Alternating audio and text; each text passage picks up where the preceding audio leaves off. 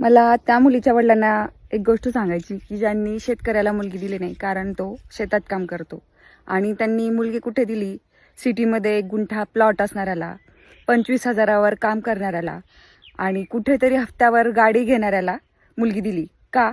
कारण ती सुखात राहील. पण तुम्हाला हे मागं दिसतंय का? हे गुंठ्यात नाहीये, हे एकरात आहे, एकरात. बरं ठीक आहे, जागेचं जाऊ द्या, आपण गाड्यांचं बघूया.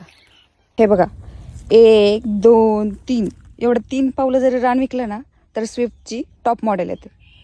4 5 6 7 पावलं जर रान विकलं ना तर टॉप मॉडेल बोलेरोचं येत आहे. 8 9 10 11 12 पावलं जर विकलं ना तर 4x4ची थार येते. 13 14 15 16 17 18 19 20 पावलं जर रान विकलं ना तर टाटा सियारा येते. 21 22 23 24 25 26 27 28 29 30 पावलं जर रान विकलं ना तर फॉर्च्युनर येतं, फॉर्च्युनर. आणि पुढचे जर 40 पावलं जर 40 42 43 जर पावलं विकले ना तर डिफेंडर येईल डायरेक्ट. मग बघा तुम्ही. आणि हे बाकीचं तर मग वेगळीच गोष्ट आहे. राहिला विषय पगाराचा, तर शेतकऱ्याच्या इथं रोज डेली 10-12 बाया रोज कामाला असतात, 300 रुपये रोजाने.